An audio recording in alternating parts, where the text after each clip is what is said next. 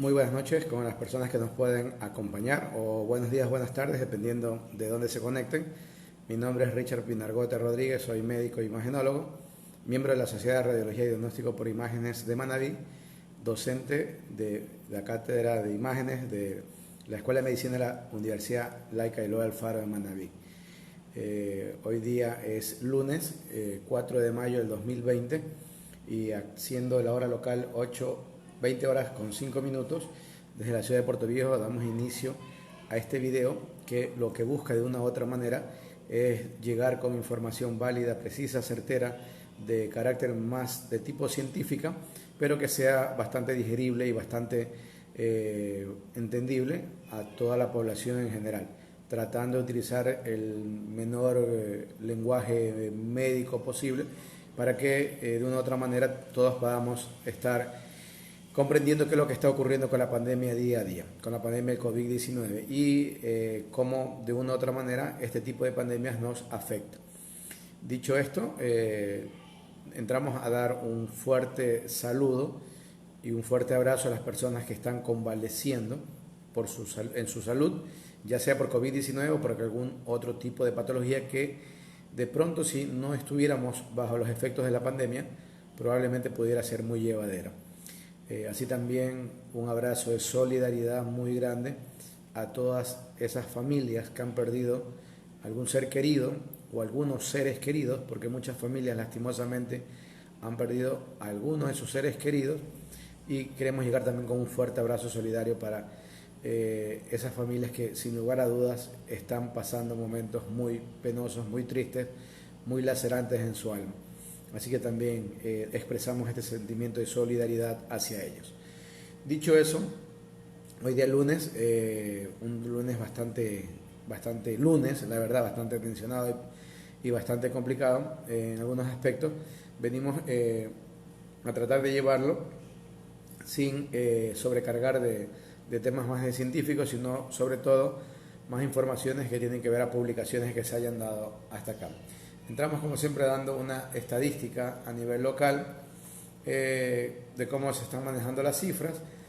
Para ello simplemente vamos a mencionar que en Ecuador al momento existen 31.881 casos positivos y según el Ministerio de Salud Pública, casos comprobados por COVID en cuanto a fallecimientos 1.569.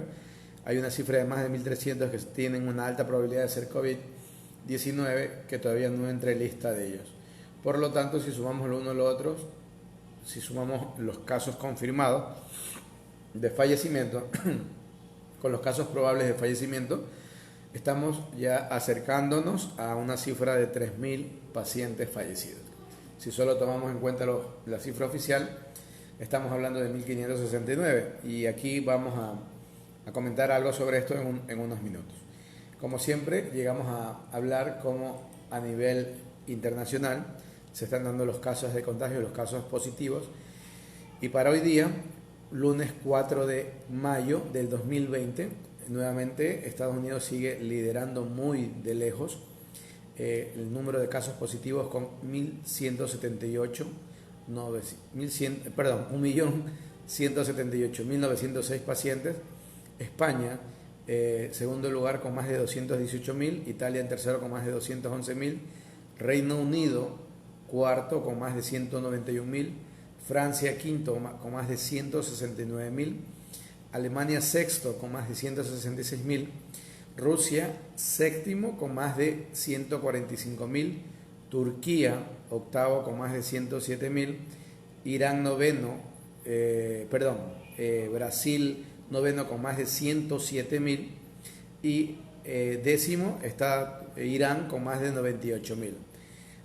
Luego, en el otro grupo, por llamarlo de esa manera, que lo integra China, Canadá, Bélgica, Perú, India, Holanda, aparece ya Ecuador con estos 31.881 casos.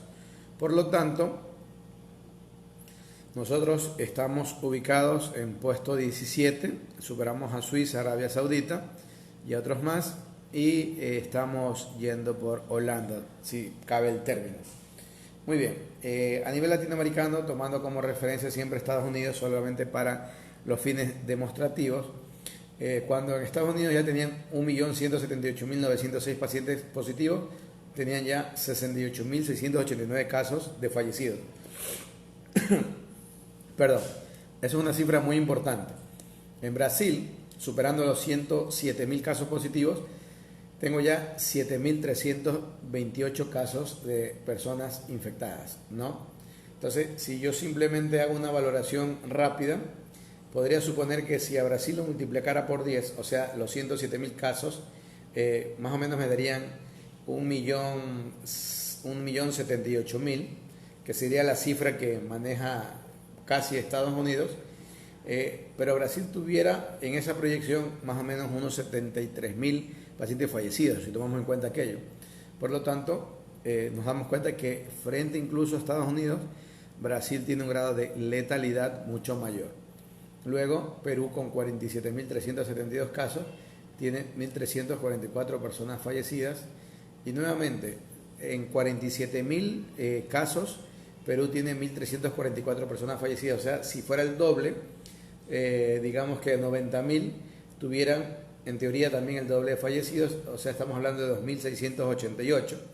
¿Sí? Y si tuviera un poquito más, estaríamos alrededor de 3.000 casos. Muy de lejos de los 7.328 que tiene Brasil, para ir entendiendo la magnitud de los problemas. Bueno, Ecuador habíamos mencionado, con más de 31.000 casos, tiene 1.569 personas fallecidas. México, que está creciendo considerablemente con 23.471 casos, tiene 2.154 personas fallecidas. Chile, con 20.643 casos, tiene 270 personas fallecidas. La verdad es muy, si es que es real, las cifras de Chile es muy admirable, muy admirable. República Dominicana, con más de 8.235 casos, tiene 346 personas fallecidas. Colombia, con 7.973 casos, tiene 358 personas fallecidas. Panamá, con 7.197 casos, tiene 200 personas fallecidas. Argentina, con 4.783 casos, tiene 249 personas fallecidas. Cuba, con 1.668 casos, tiene 69 personas fallecidas. Bolivia, con 1.594 casos, tiene 76 personas fallecidas. Y finalmente, Venezuela, con 357 casos, tiene 10 personas fallecidas. La verdad que las cifras en general, obviamente, las que maneja Venezuela llaman mucho la atención por el número de casos positivos. Y si vemos la letalidad, por supuesto que llama mucho la atención lo de Chile, lo de Venezuela, llama mucho la atención lo de Cuba, llama mucho la atención lo que también pasa de una u otra forma en Argentina, y un poquito más distante, lo que pasa en Bolivia. Pero bueno, son las cosas que están ocurriendo.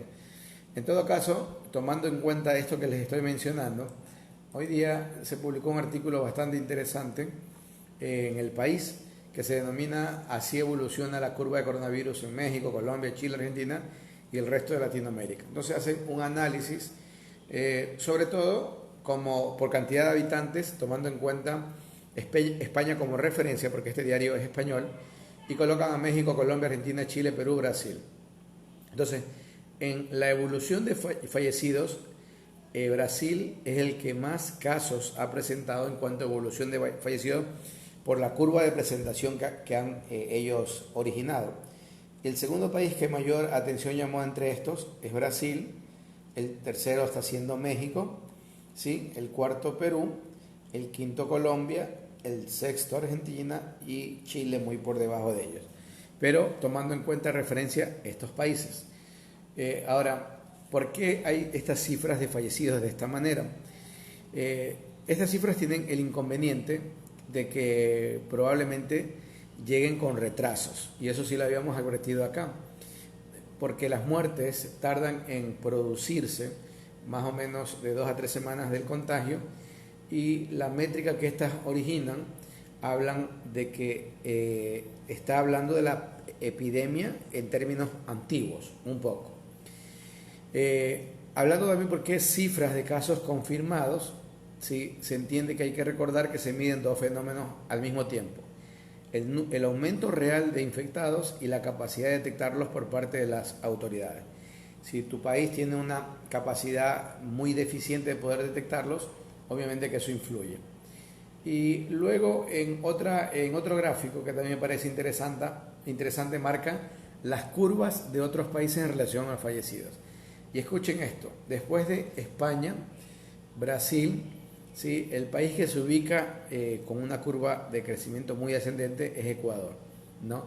Para tener una referencia, del primer día al día 100, la curva en España creció a 25.428, en Brasil a 7.051, ¿sí? En Ecuador 1.564, aquí entraría México con 2.154, pero como ellos empezaron más tarde con todo esto, obviamente que se modificó.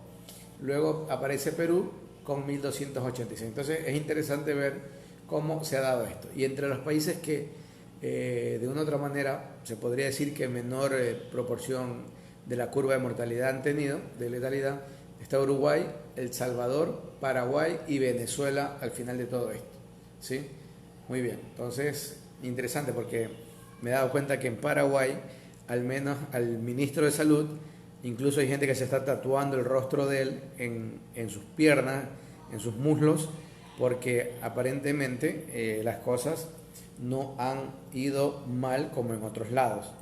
Tanto es así que tengo de referencia dos cosas importantes. Una, un artículo que habla en la BBC sobre lo siguiente: coronavirus en Brasil, Manaos, la ciudad azotada por la pandemia, que cava fosas comunes y reclama ayuda.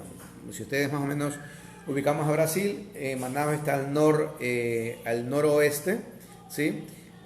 Y está ya en la zona amazónica, selvática. Entonces el coronavirus no ha respetado absolutamente nada en cuanto a geografía, y en eso manifiesta el artículo que hace mención.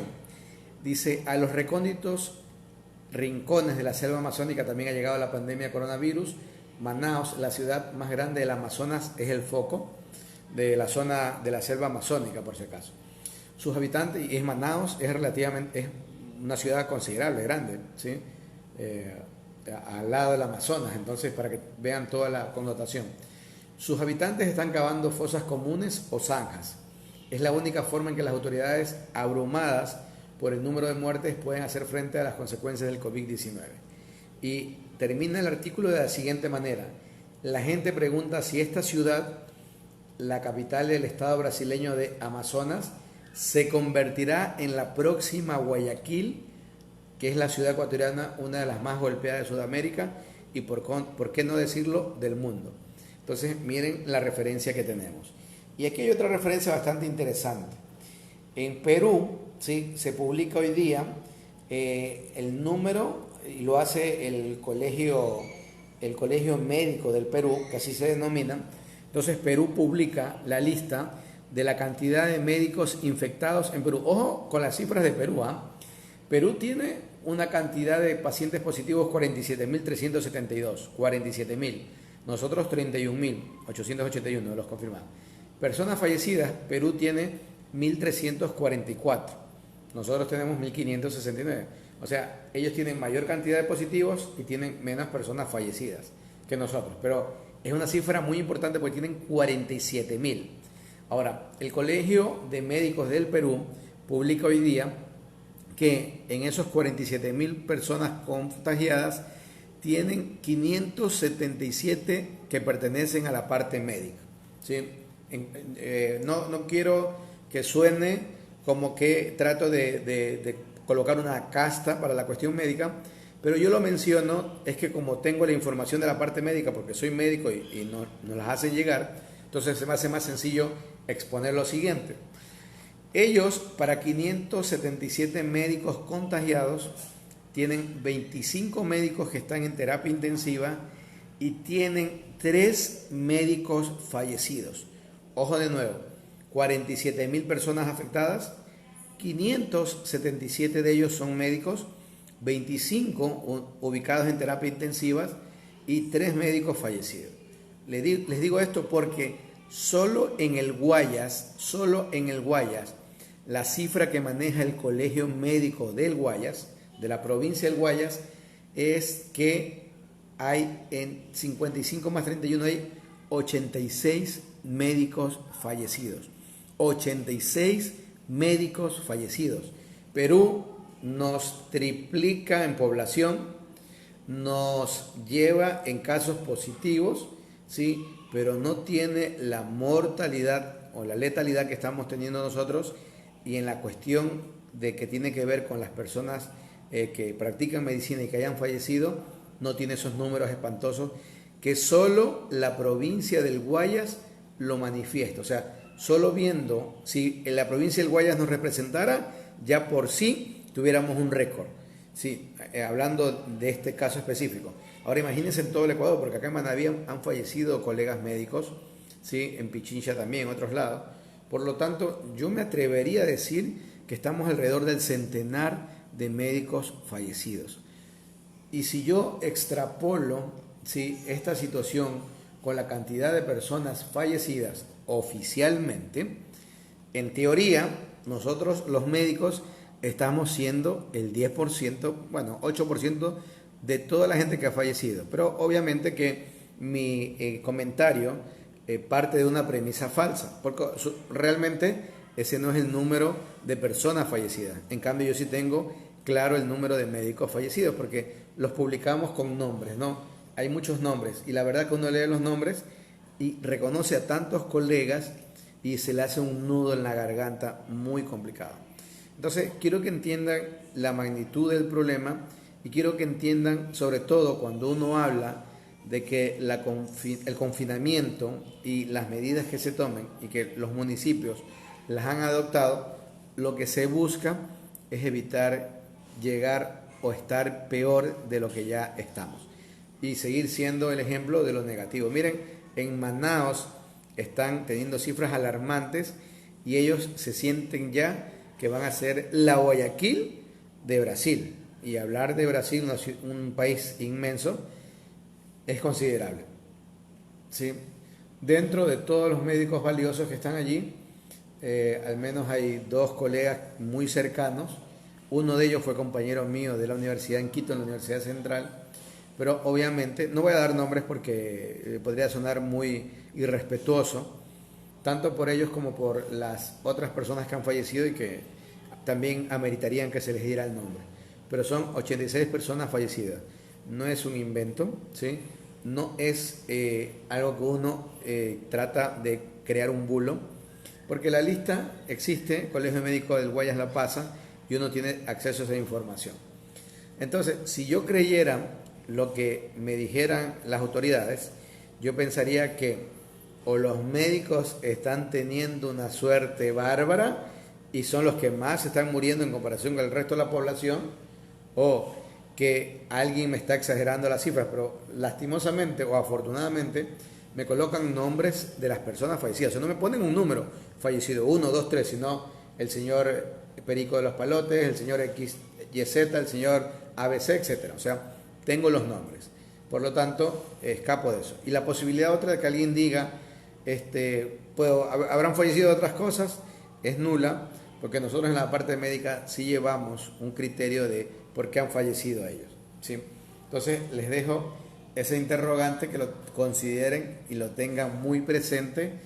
Ahora, sobre todo que los municipios extendieron los plazos para levantar los semáforos, y obviamente asumiendo la responsabilidad en parte, pero sin que el gobierno transmita o envíe los recursos para poder manejar la crisis. Entonces ese es el detalle. Muy bien, alejándonos de esto y entrando a otras noticias. En Francia, miren, interesante esto, detectan un caso de un paciente tratado en diciembre, ¿sí?, que dio, ya luego haciéndose los análisis, positivo para COVID-19. Entonces, esto es interesante porque se habla de que pudo haber sido el paciente cero de coronavirus en Francia, y esto lo comenta el responsable de reanimación de los hospitales que se denominan Avicenne y Jean Verdier de París, y un informe de Yves Cohen de que se han realizado las pruebas de coronavirus a muestras de pacientes tratados en los últimos meses por neumonía y varios de ellos han dado positivo. El más antiguo de ellos apareció el 27 de diciembre en Francia. Ojo con ese detalle. Los primeros casos fueron confirmados recién por autoridades francesas el 24 de enero. O sea, pasó un mes, ¿sí? 2 en París y otro en Burdeos. Muy bien. El doctor Cohen ha explicado en declaraciones que se dieron las pruebas de coronavirus porque los pacientes dieron negativo por gripe. De los 24 pacientes, uno el 27 de diciembre dio positivo por coronavirus y estas muestras incluso se procesaron algunas veces para garantizar de que no existiera ningún tipo de error. Porque recuerden que si hemos tenido la posibilidad de falsos positivos, entonces para nosotros, para que ellos se alejaran de esa posibilidad, repitieron las pruebas. Así que él ha querido entender por qué el 27 de diciembre el paciente estalla con una neumonía, ¿sí? Él contagia a 2 hijos y no contagia a su mujer. Y esta persona trabajaba en un supermercado, ¿sí? Y el paciente obviamente informó que no sabía cómo se pudo haber contagiado, pero él no había viajado al exterior. Porque obviamente si una persona debuta el 27 de diciembre en Francia, pero viajó el día anterior desde Wuhan, o sea, la relación está clarísima. O en algún otro país y haya venido desde China sobre todo, en ese momento. Así que no es nada raro que la gente, bueno, los investigadores les llame mucho la atención. Ahora lo que pueden especular es que de pronto él tuvo contacto con un paciente que sí vino del exterior, trabajando en un supermercado. No sería nada extraño. Ahora entiendan de que Francia tuvo latencia del problema casi un mes hasta comenzar a hacer las pruebas y comenzar a entender que ya tenían casos. Entonces muchas veces se explica las razones por las cuales muchos países comenzaron a tener crecimiento acelerado, entre ellos Brasil, por ejemplo. Lo de Brasil, la verdad, es bastante escalofriante, porque ya les hice la relación Brasil-Estados Unidos. Si Brasil tuviera, si Brasil tuviera la cantidad de casos positivos que tiene Estados Unidos, tuviera mayor cantidad de fallecidos que Estados Unidos. Entiendan esa relación. Perfecto. Ahora, otra cosa que les traje hoy día, la verdad que hoy día estaba un poquito complicado, pero bueno, encontramos estas cositas que me parecían interesantes compartirlas. Y entre las últimas noticias del coronavirus hay algo que, bueno, llama la atención. No sé si en positivo o negativo, cada uno lo juzgará según su criterio, de que California empieza su desescalada desde este día viernes, ¿sí? Este viernes 9 de mayo, si mal no estoy. Ya cuando Brasil supera los 100.000 casos y suma más de 7.328 muertes, y la Secretaría de México ha confirmado el lunes 2.271 fallecidos y 24.905 casos acumulados, Estados Unidos se ha mantenido en los últimos días como el epicentro de la enfermedad en el mundo, ¿sí? Con más de 1.1 millones de contagios y más de 67.700 muertos. En América Latina las cifras continúan ascendiendo al registrarse cerca de 250.000 casos confirmados como positivos para COVID-19 y los fallecidos que ya superan más de 14.000. Ahora, California ha puesto fecha para hacer la desescalada. El primer estado que impuso una orden de cuarentena dentro del país, dentro de Estados Unidos, planea también empezar a abrir la mano el viernes de esta semana, según anunció el gobernador de California, que se llama Gavin Newsom, ¿sí? A partir de ese día podrán abrir las tiendas para entregar en las puertas del establecimiento las oficinas de negocio que cumplan ciertos requisitos. En California, con 40 millones de habitantes, es el estado más poblado y la primera economía de la Unión. Sí, eso sí es verdad. Yo tengo entendido que si California fuera un país, solo California, fuera entre las 4 o 5 primeras economías mundiales. O sea, el músculo económico que tiene California es importante. Y bueno, entonces ellos este día viernes empiezan lo que se denomina desescalada de las restricciones que tenían. Vamos a ver cómo les va. Y bueno, esto muchas veces se ve bastante rápido, más rápido de lo que uno se podría imaginar. Listo, dicho esto, algo pendiente de bulos no, quizás solo comentar brevemente, ya, que el día de ayer que estuvimos hablando de estas situaciones que tienen que ver con los test y todo eso, primero dos cosas. Uno, llamado la atención, siguen siendo las pruebas exageradamente caras. Las pruebas rápidas de los lugares que las personas me cuentan que les cuesta y que son laboratorios privados. Me han dicho, test rápidos están alrededor de $60 y el hisopado de PCR están alrededor de $120. Digo esto porque el gobierno supuestamente iba a actuar para que las pruebas de PCR no costaran más de $80. La verdad es que nunca se llegó a hacer en menos de $80 ni en $80. Y la verdad, dicho esto, uno siente que juegan con uno. Eso por un lado, las pruebas. Y por otro lado, recuerden que, nuevamente, en relación con las personas que me escriben, hoy, por ejemplo, dos casos diferentes. Una persona me escribe y me dice, doctor, tengo un familiar que quiere realizarse la prueba, tiene la sintomatología, es muy probable que la tenga, y se quiere hacer el estudio. El único problema, me dice, que el estudio le cuesta $60 la rápida y 120 el PCR. Me dice, ¿cuál se hace? Entonces, aclaremos esa situación en este caso y les procedo también a contar el siguiente ejemplo. El siguiente ejemplo es de un amigo que me dice, que me cuenta la sintomatología, es compatible probablemente con una afectación por COVID-19 y me dice, doctor, yo ya me hice las pruebas, ¿sí? Y todo me salió negativo y quiero hacerme una radiografía de tórax. Entonces, ahí vienen las cuestiones. Les digo esto porque a veces uno escucha los casos y puede ser el caso de uno. Entonces dice, bueno, se puede actuar de esta manera. Vamos con el primer caso.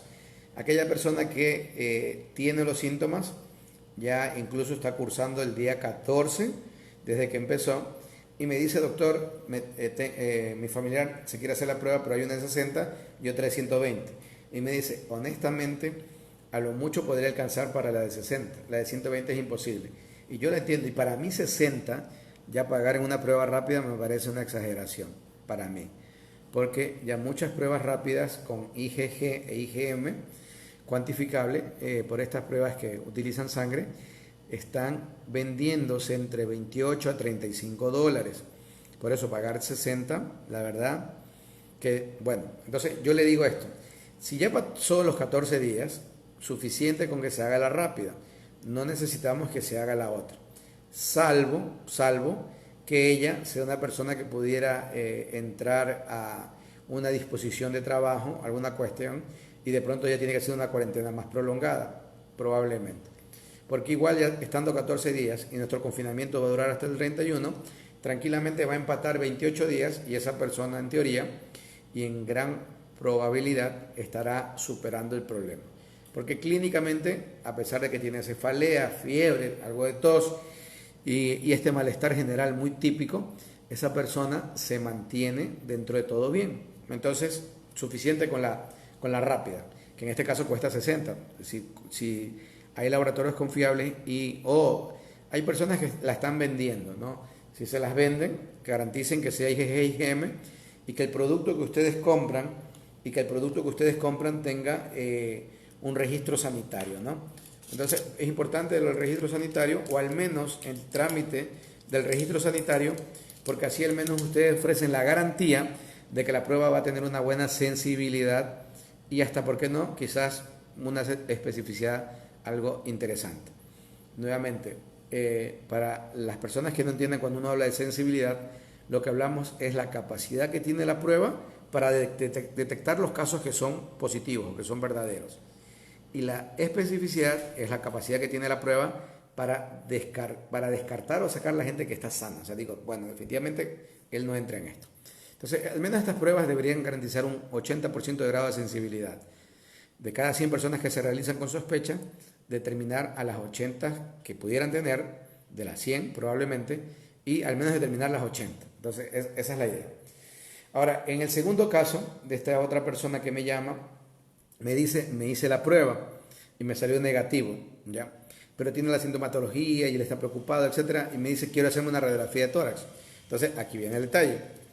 Los estudios de imágenes no son confirmatorios de COVID-19. Son sugestivos, no confirmatorios. Yo estoy informando muchas tomografías de tórax y dentro de mi tomografía de tórax, como les había mencionado, yo pongo la probabilidad de que tenga relación con COVID-19, el grado de afectación, y es importantísimo hasta para decisión de tratamiento, y yo califico con el CORRAX, y el CORRAX tiene que ver con la posibilidad de que sea improbable que tenga COVID o sea muy probable que tenga COVID, que es una clasificación que va del 1 al 5. Entonces con eso yo ayudo mucho al médico que va a dar terapéutica al paciente, que va a dar tratamiento, porque si veo que tiene un grado, hay una fase, también se lo coloca por fase, si es una fase intermedia tardía ya, en fase de pico, donde estoy viendo que tiene una severidad de la afectación, ¿sí? Una afectación severa, y tengo un CORRAX 5 que es muy probable, yo como médico voy a entrar con todo, ¿sí? Voy a probar con todo para llevar a mi paciente a que no llegue a estar mucho tiempo en ventilador y no llegue a fallecer, obviamente. Entonces, en el caso especial, que toda esta rememoranza era porque este amigo me llama y me dice, me voy a hacer la radiografía de tórax, donde le sugiero. Yo le digo, a ver, vamos por partes. ¿Qué síntomas tienes? Tal. ¿Desde cuándo te hiciste la prueba? Me dice, me lo hice como al día 2 de los síntomas. Y si sumamos que probablemente pudo haber tenido 5 de contagio, estamos llegando al día 7. Entonces, una prueba rápida, el día 7, sí, Yamil, me detuve porque un colega, Yamil Quevedo, está hablando sobre lo que estoy comentando y ya lo voy a mencionar en un momento. Entonces, el día 7 existe la posibilidad de que él sea un falso negativo. O sea, sí puede tener el problema, pero se hizo la prueba muy reciente, la rápida, y no le salió favorable. Si de pronto se hubiera hecho el PCR y hubiera salido positivo o negativo, ya hubiéramos tenido una mejor idea. Entonces yo le digo, a ver, vamos nuevamente. Cuéntame qué te está pasando. Entonces me describió esto, volvimos nuevamente a contar la frecuencia respiratoria de él, él es joven, volvimos a ver su capacidad inspiratoria, para que ellos recuerden que normalmente los jóvenes tenemos que tener una capacidad respiratoria 20. He leído que incluso hasta 25 veces por minuto uno tiene que respirar, pero estando sereno, tranquilo, porque eso es otra cosa. Si yo vengo corriendo de 2 manzanas, me siento y me dice, a ver, mídame mi frecuencia respiratoria, obviamente que voy a tener 30, 35, 40, entonces no es confiable allí. Entonces, estando una persona dentro de lo posible sereno, en calma, se le mide cuántas respiraciones hace en el minuto. Entonces, esta persona tenía 17 respiraciones por minuto. Perfecto. Entonces, la capacidad inspiratoria es que yo le digo, inspire profundo y vemos cuántos segundos puede mantener el aire. ¿Sí? Entonces, en teoría se habla de que los 10 segundos al menos, pero es variable eso, y sobre todo en personas de edad, lo normal es que pudiera, en jóvenes, lo normal es que pudiera ser como mínimo al menos 15 segundos, un joven. Ya nosotros los que comenzamos a entrar al tercer piso, sí pudiéramos estar en eso. Entonces él mantenía el aire 18 segundos. Dije, perfecto. Ahora le pregunto, ¿y por qué te quieres hacer? O sea, nuevamente, la radiografía. Es que porque yo me siento y digo, a ver, pero clínicamente estás bien, los parámetros que nosotros medimos, lo único que me faltó es que hacerle la saturación de oxígeno con el aparatito, pero si saturaba 96, 98 ya está, o sea, no entiendo la situación, para qué gastar más de lo necesario. Es lo mismo que ocurre con la medicina. ¿Por qué tengo que tomar más de lo que necesito cuando no hay criterios para hacerlo? Entonces, por ejemplo, si él tuviera algo, yo le hubiera dicho, sí, hazte la radiografía. Es más, ni siquiera le hubiera dicho, te hagas la radiografía. Porque la radiografía de tórax, lastimosamente, hay un 50% de ellas que van a salir normales, incluso en pacientes positivos. Ojo con el detalle. Entonces, si ya lo voy a irradiar y si ya voy a gastar en un estudio, lo hago bien. Le mando a hacer una TC de tórax, una tomografía de tórax. Pero ojo, esto es parte del cuadro de diagnóstico de los coadyuvantes en lo que tiene que ver a poder luego desencadenar qué tratamiento, cómo voy a llevarlo, en fin. Porque el que me marca, el que me define, el que de una u otra manera me dice sí o no, son las pruebas, sobre todo el PCR, mediante hisopado. Esa es la realidad de las cosas. Entonces, les he mostrado 2 casos diferentes, cada uno dentro de sus situaciones, porque muchas personas pudieran estar en la misma discrepancia, ¿no? O en la misma inquietud. Entonces, nuevamente, si usted sí quiere hacer una prueba rápida, percátese de que estemos en el 7º o 8º día de contagio, o sea que al menos la clínica que usted tiene, o sea, sus síntomas, tengan 3 o 4 días como mínimo. Sí, 3 o 4 días como mínimo. Entonces ahí se puede hacer la rápida. Y si no, por ejemplo, puede existir el caso también que haya una persona que toda la familia ha salido positivo y bueno, y recién llegó a vivir con ellos de nuevo y está en el 3er día y dice, uy, estoy con miedo, quiero hacerme la prueba. Claro, pero ahí no te puedes hacer una rápida, ahí sí tienes que hacerte una PCR para ver si te contagiaste o no, independiente de todo. Muy bien, esas eran las indicaciones generales y era importante comentarlos porque la verdad que a uno también cuando le preguntan, uno también se ve obligado también a entender bien el problema para dar una buena explicación, porque aquella persona que puede responder una pregunta de una u otra manera tiene que tener las bases para poderlo hacer.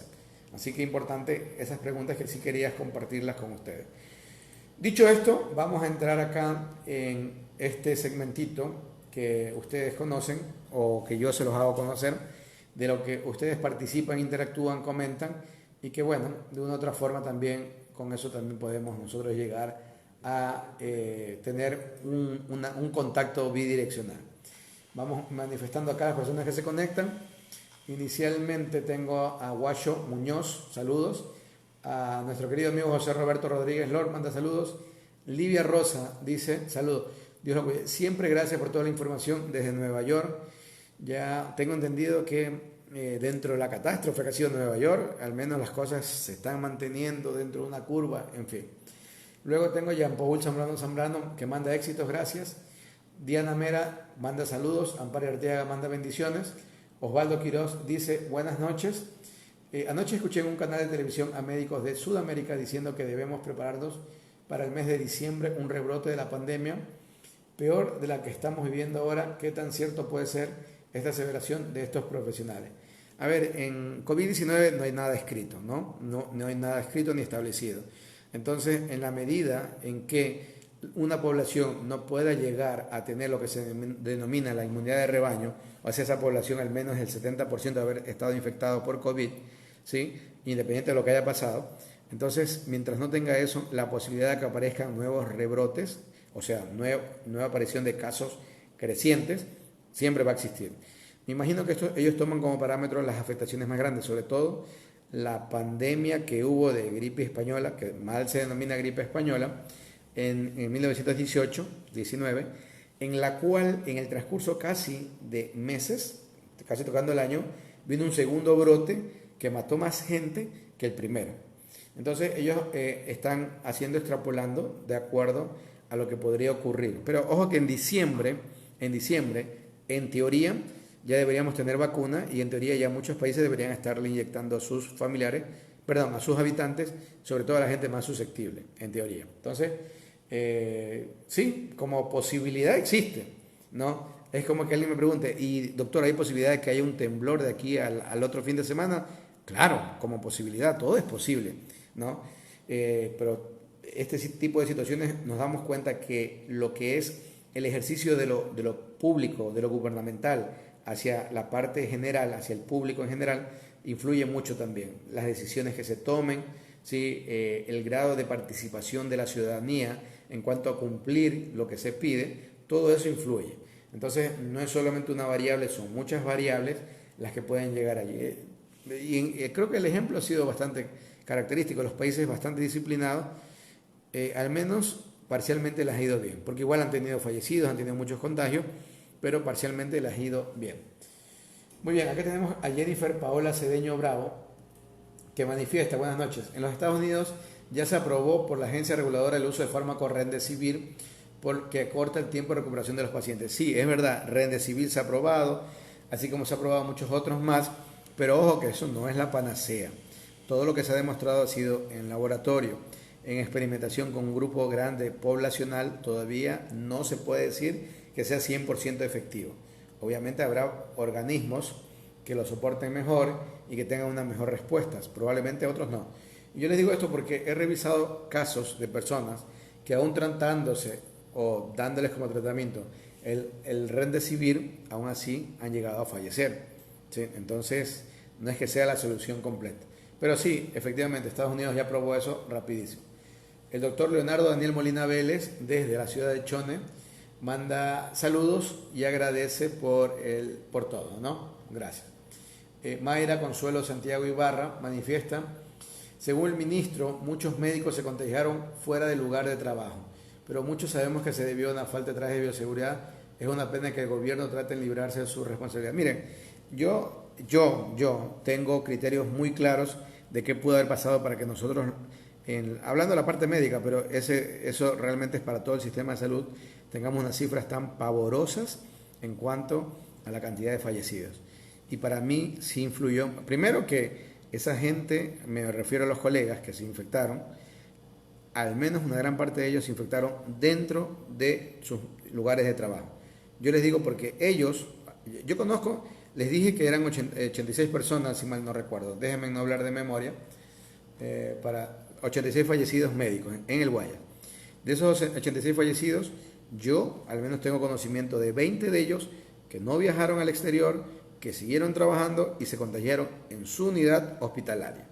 Entonces, 20. No les podría decir el resto porque no tengo conocimiento, pero lo más probable es que también sea de la misma manera.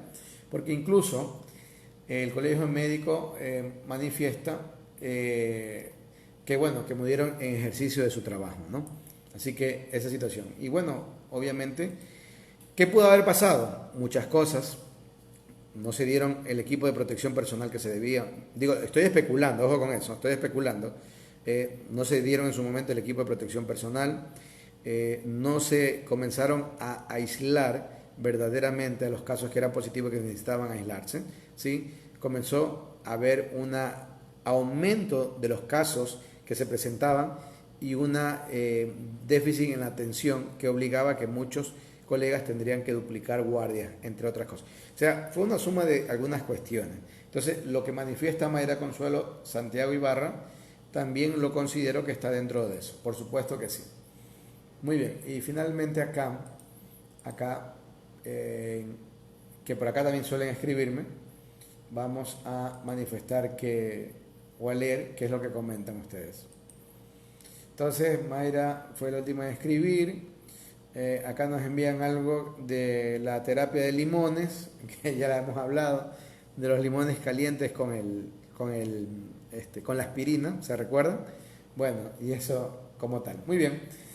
Entonces, hoy día, que para mí sí ha sido lunes, ¿no? De los lunes que uno los coge como lunes. Entonces, hoy día sí estoy un poquito agotado. Pero agradeciendo siempre la presencia y la oportunidad de ustedes. Si Dios lo permite, el día de mañana, martes, probablemente estemos por acá. Y bueno, el hecho de que participen, estén activos y sobre todo estén aquí dando unos minutos de su atención y de su tiempo, para mí es valiosísimo. Gracias por todo ello. Los mejores deseos. Ojalá que tengan una agenda de actividades el día de mañana, que intenten que el motor principal también que mueve todo esto, que se llama tranquilidad mental, pueda estar trabajando, porque eso también nos puede condicionar a que pasen algunas cosas que no queremos. Un abrazo gigante, un abrazo virtual, cuídense mucho, muchas bendiciones y si Dios lo permite, el día de mañana nos vemos. Buenas vibras, hasta mañana.